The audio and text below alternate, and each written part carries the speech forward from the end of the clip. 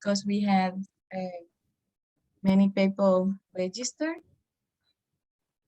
So I'm going to speak Spanish first. Bienvenidas, bienvenidos. Muchas gracias por unirse a esta nueva sesión de la de práctica sobre bioenergía para América Latina y el Caribe. Quisiera dar algunas indicaciones en español. Tenemos traducción simultánea. Ustedes pueden encontrar el botón que dice interpretación en la parte inferior de su pantalla y pueden escuchar ahí la sesión, o la traducción al español. La sesión va a quedar grabada en español y en inglés y va a ser subida a la página web de la comunidad de Gonna be práctica. uploaded to the Community of Practice website. Everyone, thank you for joining this new session of the Community of Practice on bioenergy for Latin America and the Caribbean. My name is Ana Maria Majano. I'm the coordinator for the Community of Practice on the part of the Low Emission Resilient Development Strategies regional platform for Latin America and the Caribbean, Let's LAC. The Community of Practice is a joint effort with the Let's GBEP Energy Working Group. And today we are going to have a presentation from the global, the Global Bioenergy Partnership Secretariat at FAO on the GBEP Sustainability Indicators for Bioenergy in Paraguay, methodology, results, and policy recommendations.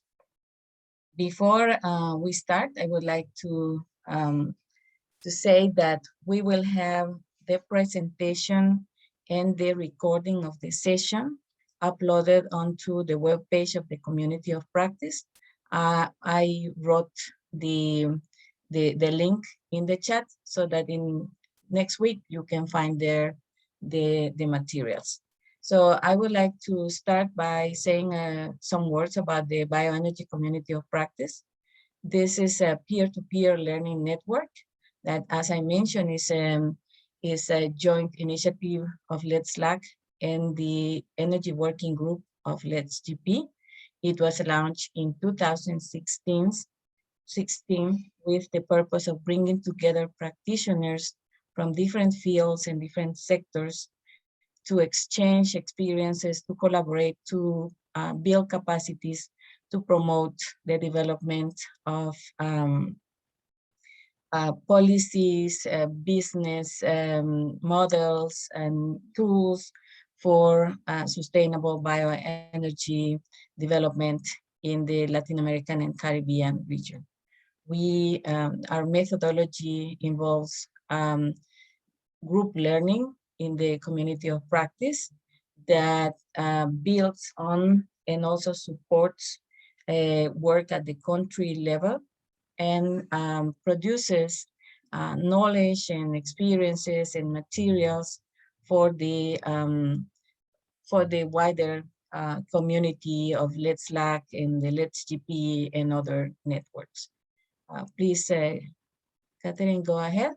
For the years 2020-2021, we are focusing our work on the integration of bioenergy into national energy and climate policies. And we are developing several activities, including online sessions like this, to disseminate information on innovative technologies, policy frameworks, business models, and tools for bioenergy development. We also facilitate technical assistance to members of the BioEnergy Community of Practice from Let's GBEP's Climate Help Desk and other partners. We also develop knowledge products and capacity building activities. And we facilitate and support regional dialogue and peer-to-peer exchange. I have copied there the link to our webpage where you can find information on the Community of Practice and the recordings and materials from past activities. Before we move to today's presentation, I would like to invite you to our next activity on July 6th. We have an exchange session. We will present the results of the study From Practice to Policy, a bottom-up analysis of various biogas investments in Colombia that we have developed in coordination with the Colombian government. Now we move ahead to our feature. Sorry about that. If you would like to join the community of practice to share information about an initiative, tool, or success story, request technical assistance, or share resources with the BioEnergy Community of Practice members, please write to Caterine Bocanegra. Her email address is on the bottom of the page. Thank you. Now we move to the presentation. I would like to welcome and thank Constance Miller, or Connie Miller, and Tiziana Pirelli from FAO, who will share with us the methodology of the GBEP Sustainability Indicators for Bioenergy, and the results and policy recommendations from the application in Paraguay.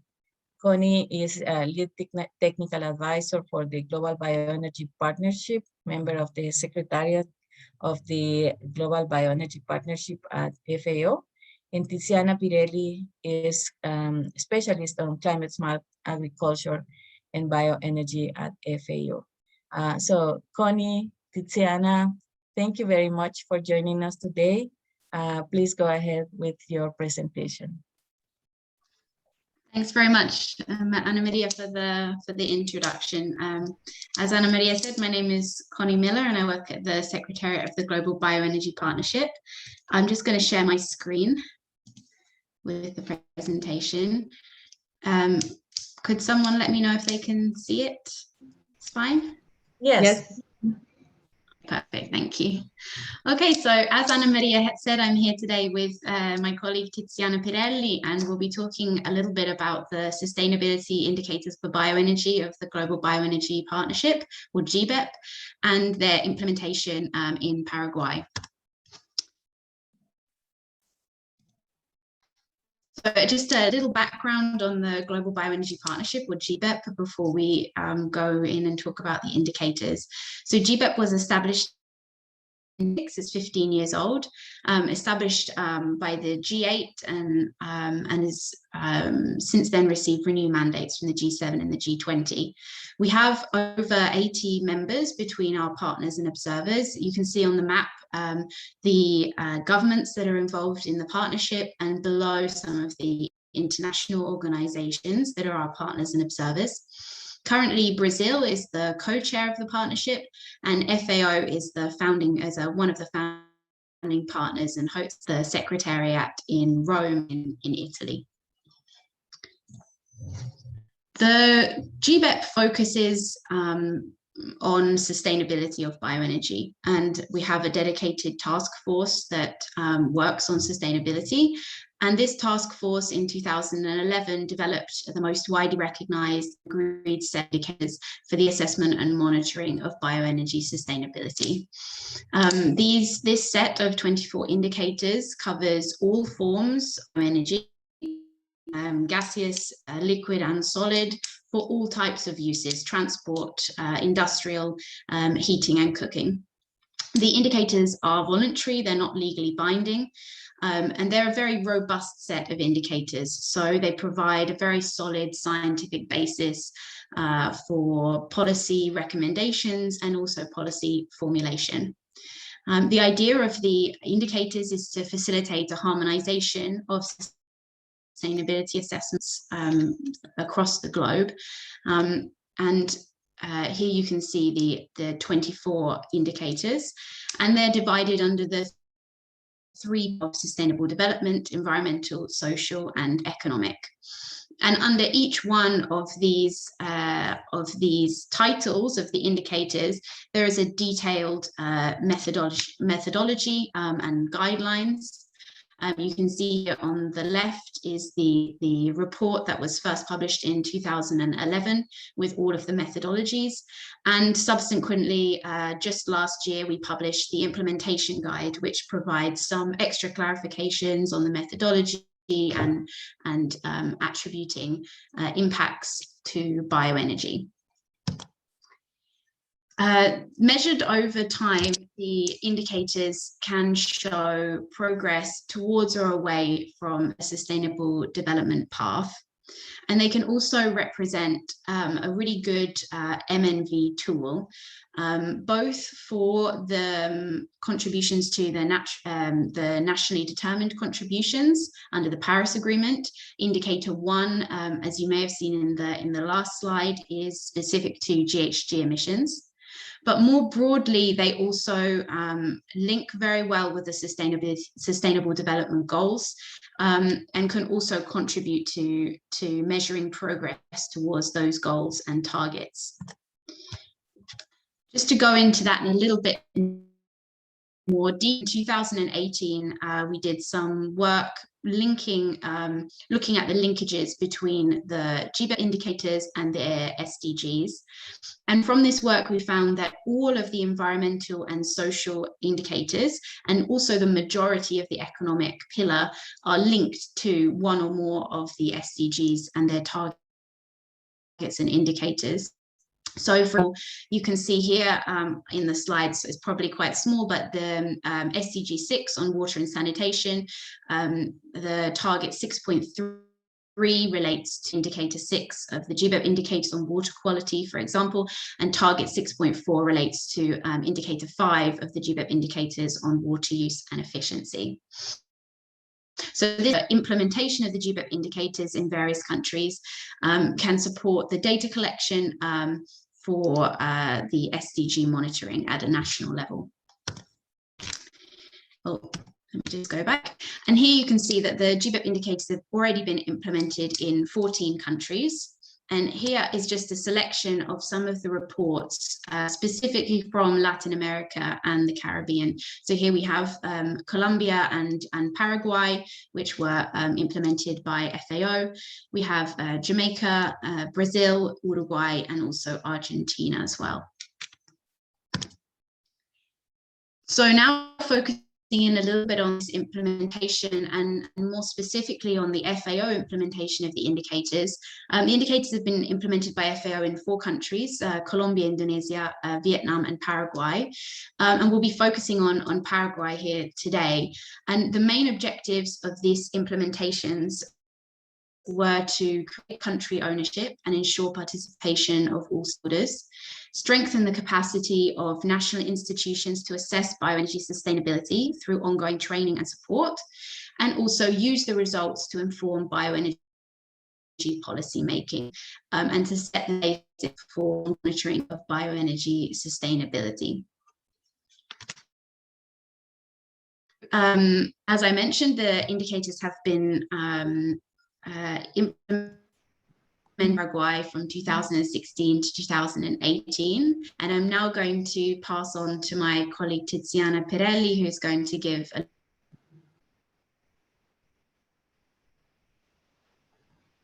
Okay, thank you very much, Connie.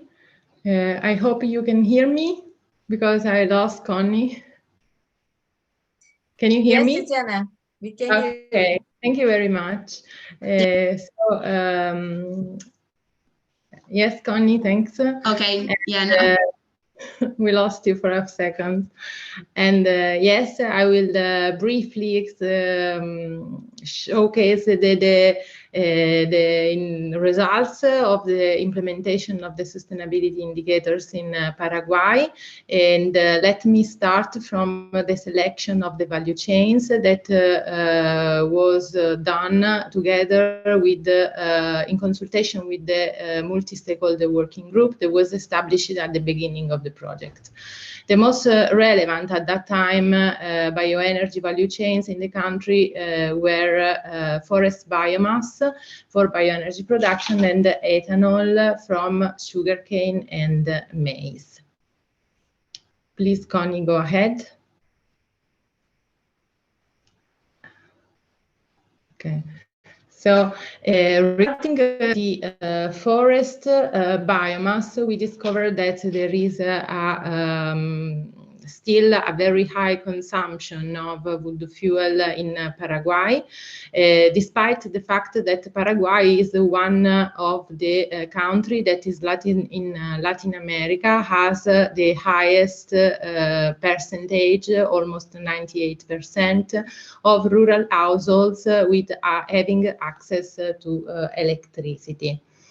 Despite this fact, still the 50% of the local population use wood fuel for cooking and eating purposes, and this percentage was reduced in the last 10 years, from 2005 up to 2015, from 70% up to 50%. Still, the household demand for wood fuel range between 4 million and 6 million tons per year. But not only, please, Connie, go ahead, not only the household demand, but we have also estimated the demand of wood fuel from the industries. And we have seen that most of the wood fuel is used by the agro industry, which use a range from 1.6 to 3 million tons of wood fuel per year, and 1/3 of this forest biomass is used for the production of charcoal that is exported mainly both legally and illegally. Legally in Europe most of the time, and illegally in the other countries of Latin America. But we have seen also the important role that the agro industry has, and in particular, we have highlighted the role of soybean. In fact, 500,000 tons of wood fuel are required each year for drying soybean. The total consumption in the industry range between 4 and 6 million tons per year again. So at the end, we have estimated, please, Connie, go ahead, a total consumption of forest biomass between household and industrial that range from 8 million to 12 million tons each year. On the other hand, we have estimated the sustainable production, the one that comes from managed native forests, because in Paraguay we have a part of the native forests are managed according with the sustainable management rules. And this can produce just around 1 million tons per year. Then we can understand that the balance is extremely negative and goes from 8 to almost 11 million tons each year of wood fuel that is consumed. So it should come from somewhere.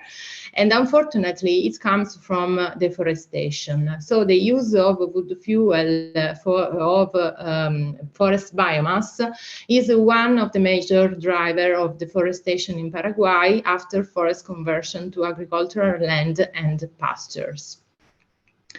This is what we have estimated. We have also analyzed the value chain of the use, the bioenergy value chain with an LCA approach by comparing the production of charcoal and the use of eucalyptus chips produced from short rotation copies. We have considered all the cultivation of the phase of the eucalyptus up to the end they use in the technologies, in the combustion technologies. And at the end, we got these results. It seems that the use of eucalyptus chips compared to the traditional charcoal can save almost 90% of greenhouse gas emissions compared to charcoal. Please, Connie, go ahead. What we recommended at the end for this value chain, of course, they need to switch from traditional technologies to more efficient technologies, and somehow to I don't want to say abandon charcoal because this would be very difficult, but at least to try to produce it in a more efficient way. Then we saw that is extremely important to incentivize the sustainable management of productive native forests, and at the same time to restore forests and to plant short rotation copies.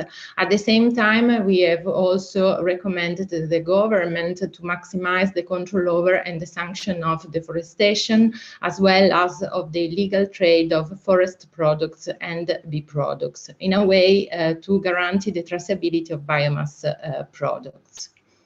Please, Connie, go ahead.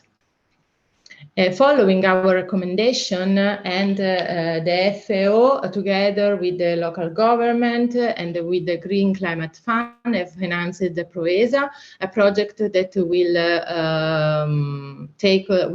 that aims to reduce the poverty, and through the introduction of improved cooking stove, most efficient technologies, forest plantation, and also by supporting the government towards the definition of policies that can accelerate the National Reforestation Program that was already released several years ago for establishing 450,000 hectares of forest again. So it's a program for reforestation also, and forest restoration. Please, Connie, go ahead. So let me move to the other bioenergy, the value chain that we have analyzed. We took into account the ethanol production, and we choose as a baseline year 2005, because Paraguay, the government in Paraguay in this year released the a law to foster the use of biofuels. And following this law, indeed, the production and the actual use of ethanol increased a lot. This is the production. In 10 years, it passed from 50 million to almost 300 million liters per year, and achieved basically almost the total capacity of production that at that time in 2018 we estimated to be 340 million liters per year. Basically, Paraguay, with this law, when we measure the indicators, allowed to replace almost the 30% of total gasoline consumption used at that time with ethanol, thus allowing for a very relevant and significant reduction of greenhouse gases. At that time, the ethanol was produced both from grains and sugar cane, almost equally. We estimated that that 82,000 hectares were needed for the cultivation of maize, and 33,000 hectares for the cultivation of sugar cane. Please, Connie, go ahead. And so, as I was saying, ethanol guarantee a reduction of greenhouse gas emission compared to gasoline, and this was estimated both for maize and sugar cane. As we can see in this graph, the maize allows for to reduce the emissions for half, almost the 53% compared to gasoline, while in the case of sugar cane, we at the end decide to estimate the emission in two different cases. In the case in which the production of sugar cane occur in a small farmer, in a small farm, and in the case in which this is produced at industrial level. The situation is completely different, as you can see, especially in the case of the low inputs that are used by farmer. And in any case, both in the farmer case and in the industrial case, it allows for a significant reduction of greenhouse gas emission. What we notice is that in both of these cases, the sugarcane has a low production, a low yield compared to other countries in Latin America. For instance, in Paraguay at the time it was around 60 tons per hectare, the average yield of sugarcane, while in Peru it was 120 tons per hectare. So these need to be improved in the future. Please, Goni, go ahead. Another very important notes go to the fact to go to indicators 2, indicators 6 that measure the impact of this feedstock production both on water, soil, and soil quality. The first important thing to say is that in the case, especially of watershed, we didn't find many data. So data are not available at that time for the monitoring of the water. So what we recommend is to monitor the water quality in the future. In any case, we made some analysis and some campaign to measure the pollutants in the water, and we found a very high, let's say, amount of total phosphorus, and that this should be monitored in the future, as well as a high amount of glyphosate. But this was beyond the threshold established by the environmental authority in Paraguay. Please, Connie, go ahead. So what we recommend at the end was, of course, the need to monitor soil and water quality, as I've already said, and the need to support, let's say, a sustainable intensification of the feedstock cultivation, both at farm and at industrial level. As well as to release policy that can incentivize industry that have sustainability certification to minimize the main environmental and social risk.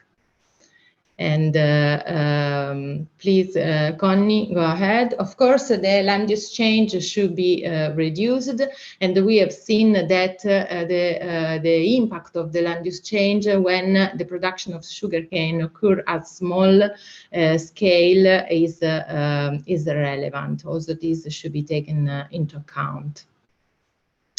And so far, since let's say 2 months ago, we have been called as GBEP, as FAO, by the government of Paraguay to extend, let's say, to our analysis also to the biodiesel value chain, and in particular to the biodiesel production and use, and to the when biodiesel is produced from soybean, and in particular from soybean B product. We will also in this case analyze the value chain, but in this case it will be not a full assessment, but just a rapid assessment due to fund constraints and time also constraints. We will implement a rapid assessment of the biodiesel value chain. But this is an important feedback that we got from the government and from the whole FAO, because the indicators have been recognized as a useful set of indicators to measure the sustainability, and also to stimulate the development of policy and the development of the bioenergy sector in the country. The results will be available in September 2021. We are currently working on it. Thank you for your attention. With this, I have finished and I'm open to questions. Thank you very much, Connie and Tiziana. I would like to also say hello to the members of the community of practice that will be watching the recording because they couldn't connect today.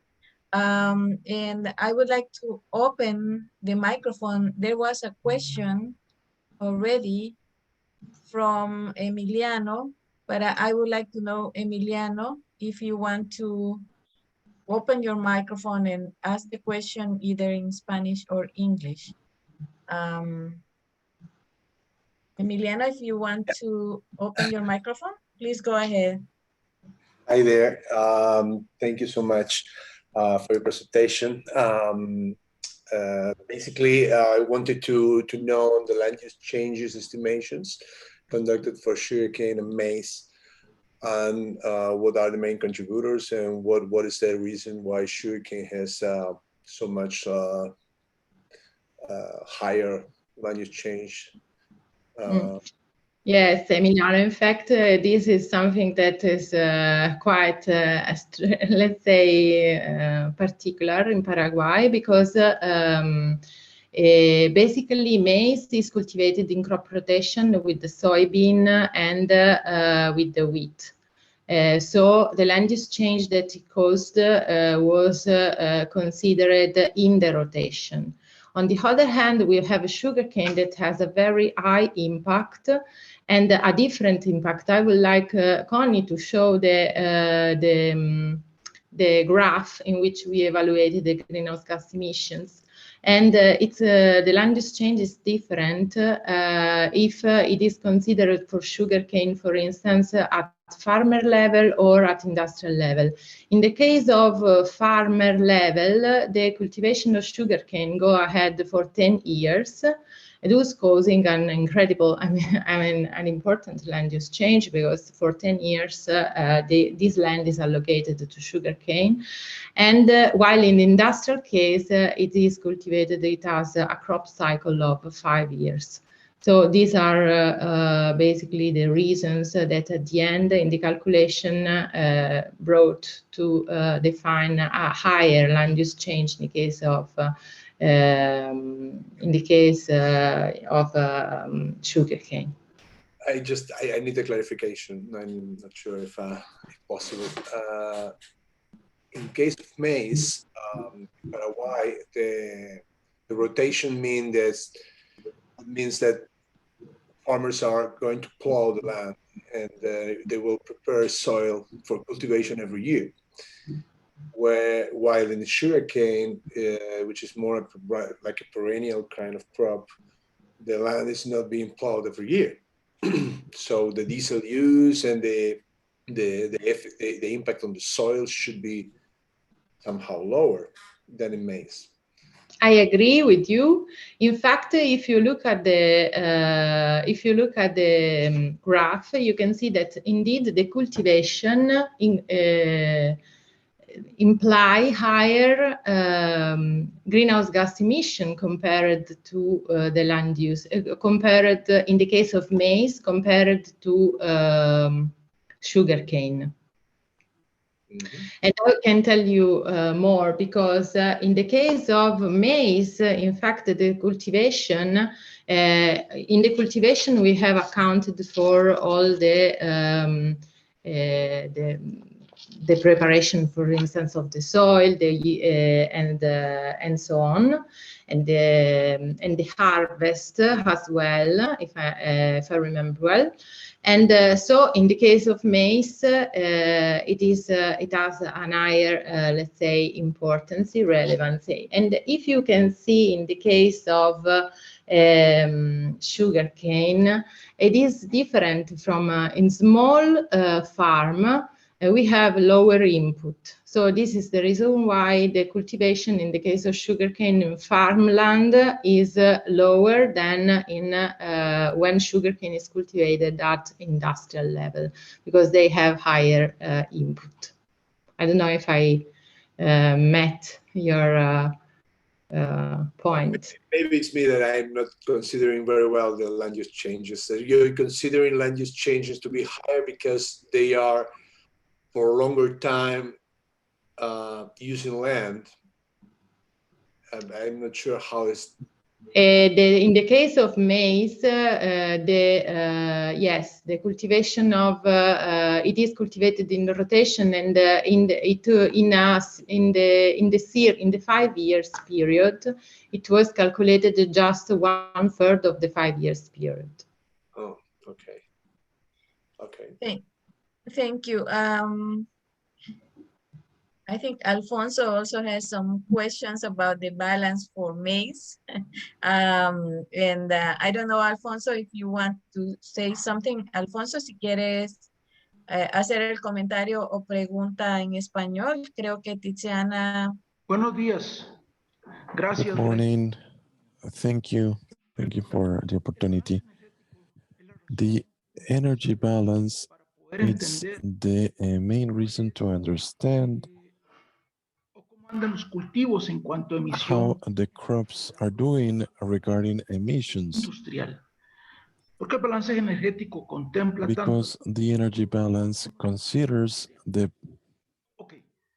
farm activity and industrial activity. However, I think that these studies, and I say this without a knowledge, I mean without knowing how did you calculate these numbers. To calculate the yield in maize, we need to work with GMO crops, because if not, the yields are very low. Maize needs in regular conditions 2 cultivation cycles per year. We could have 2 cycles per year, but sugarcane is just 1 cycle per year.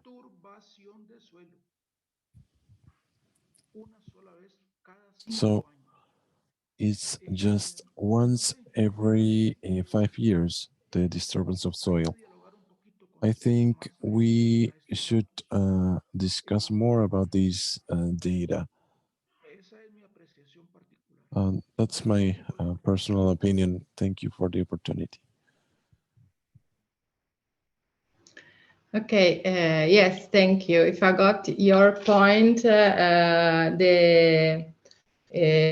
yes, you're right. The impact on the soil is higher in the case of maize, but because it is made more frequently, and I agree with you, but we also should take into account that land are allocated to farm production in any case, and that we estimated also the value of the different crops that are in the rotation, and soybean, and we take into account also the final value on the market of this crop. And we can say that in the crop rotation, the majority of the impact are attributed to soybean in that case because of the higher value compared to maize.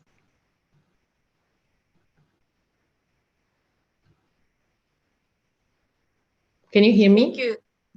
Yes, thank you, Tiziana.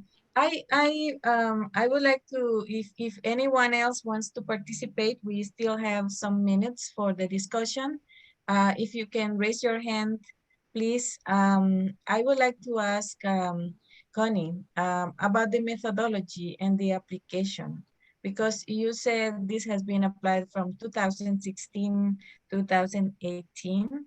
I understand it is, you know, to have all these different indicators and all the information takes time and takes resources.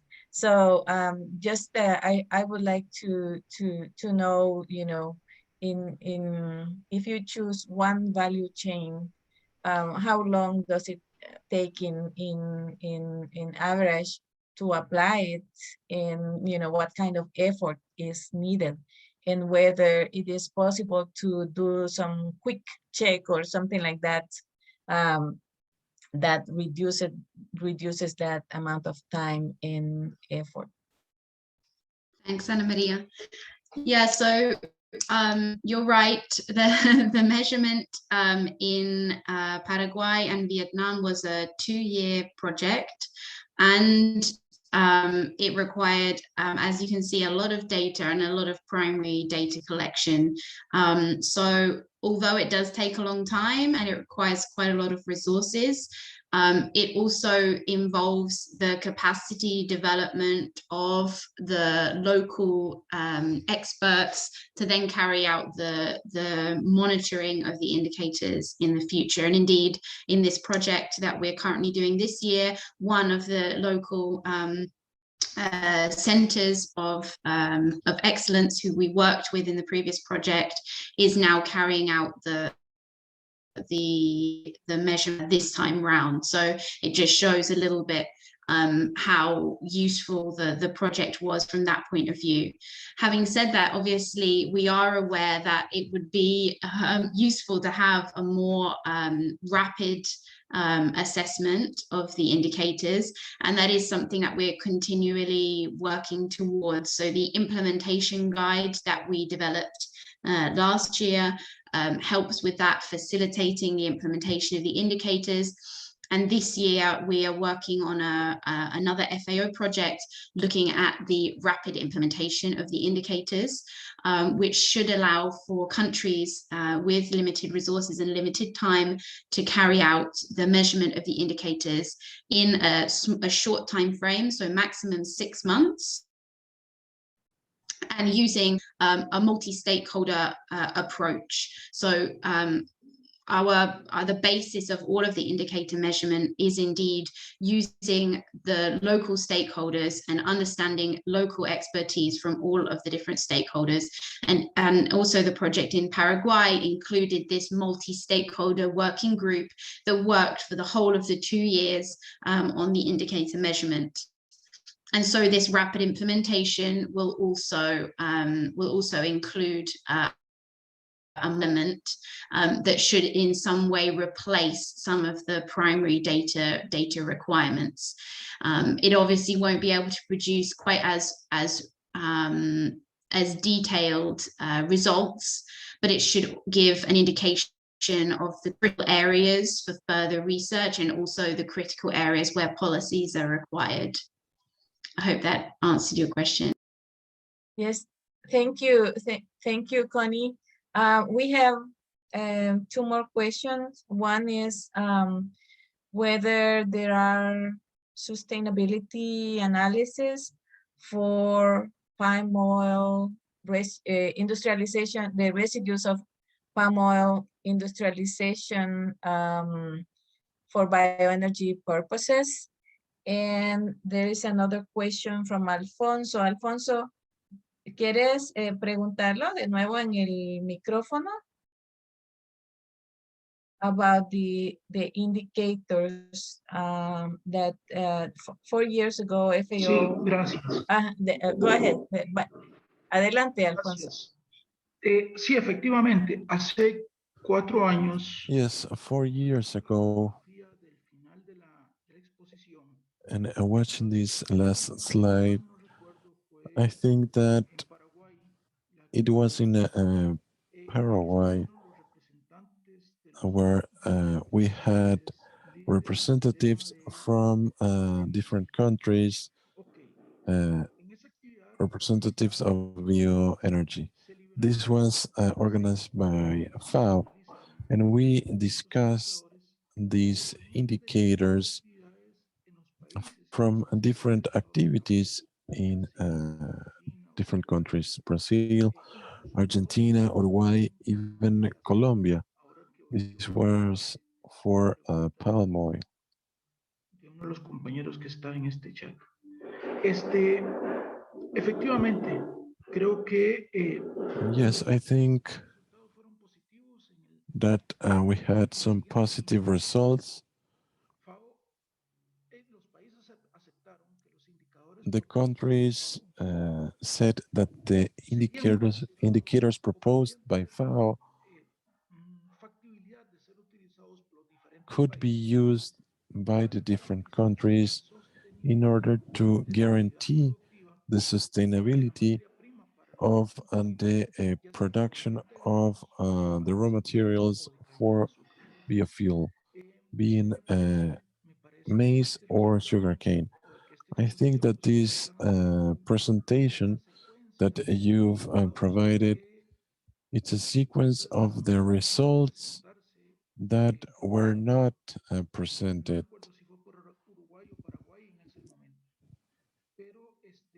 I don't know if they were from Uruguay or Paraguay. I put a question on the chat.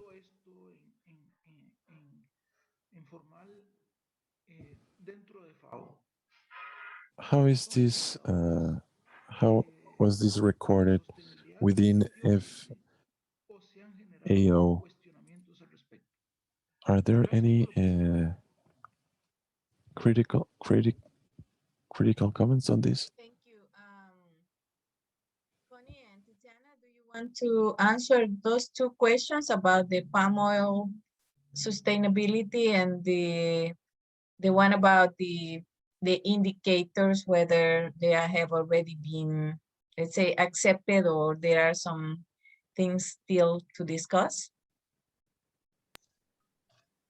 So I'm not sure that I completely understood the second part of the question, but at least on the part for palm oil, we have done the indicator measurement in Indonesia, did look at the use of the production of biodiesel from palm oil. And one of the recommendations indeed from that work was that it would be important to look into palm oil mill effluent methane capture systems for the production of bioenergy. But this is the only country where a specific study on palm oil has been carried out, to my knowledge. Unless Tiziana has. But the second question, I'm not quite sure. I mean, the indicators have been recognized. Let's say they're accepted by all of the partners and observers, GBEP, and they were developed in an effort across all of the partners and observers. So from that point of view, they are the most widely recognized indicators globally. I'm not sure whether that was what Alonso was asking. I couldn't quite, is that right? Alonso, ¿eso responde a la pregunta? Alonso, does that answer your question? Yes, I think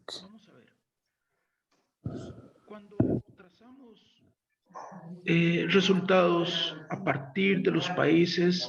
We designated the results for palm oil from the Asian countries. There are certain aspects that are not 100% binding. For example, production is different. La administración. The use and the management of human resources, it's also different for palm oil.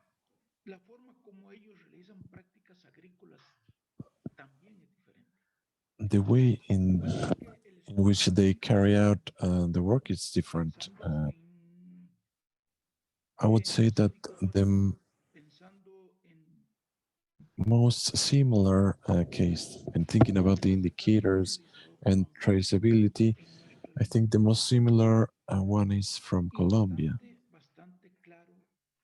Y apegados a los rubros de los indicadores.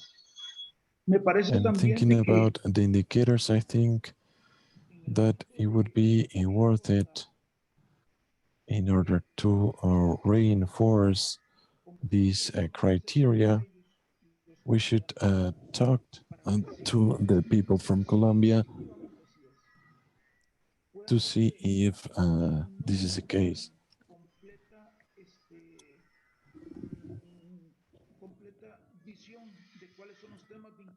They may not have a straight answer regarding how binding these indicators are. I think these are pretty close to the results requested by the FAO indicators.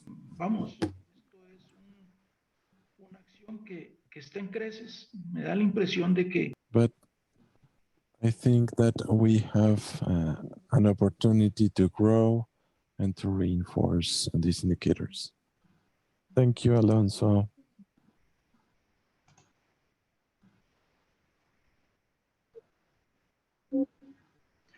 Not sure.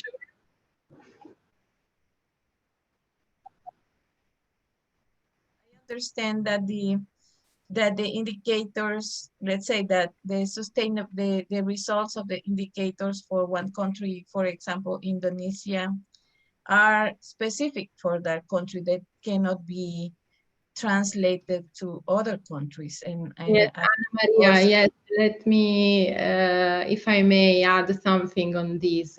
In fact, the indicators need to be assessed at local level, and the fact that a value chain is sustainable in one country doesn't mean that it is sustainable in another one. Of course, because the conditions are completely different in the context.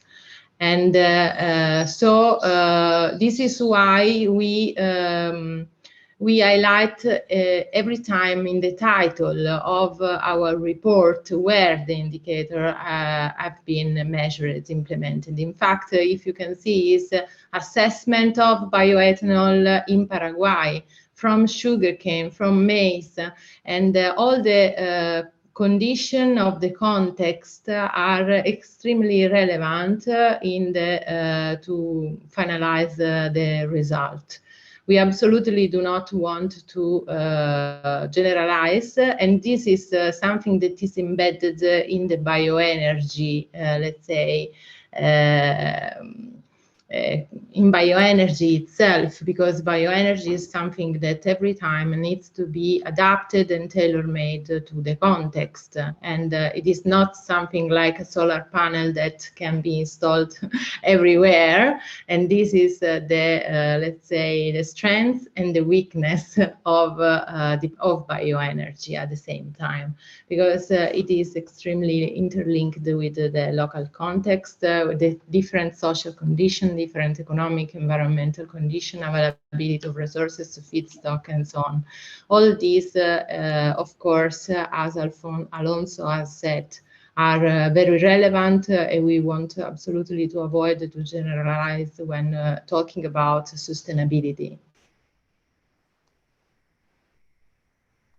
Thank you very much. Thank you, Tiziana. And I think this is exactly the point we always make, that at the end you cannot talk about a sustainable form of energy by itself as an absolute thing, but sustainability depends on the way it is produced, it is used, and it's very important to remember that, especially as you say, with bioenergy. So this point that it depends on the context to say whether it is sustainable or not, you know, is something that we always have to keep in mind in the discussions. So we are almost out of time. Thank you very much. I would like just to ask you if you want to send a final message to the group and to the people who are going to be also watching the recording of this session. I haven't prepared a final message, but we're very happy to hear from anyone who would like any more information on the indicators or how they could be measured in different countries in Latin America, but also in other places. So you're very welcome to contact us. I think that our email is in the slides in the presentation that will be shared. So and we hope that we wish you all well for your bioenergy journey, let's say. Thank you very much. Thanks for having us. Thank you. Tiziana?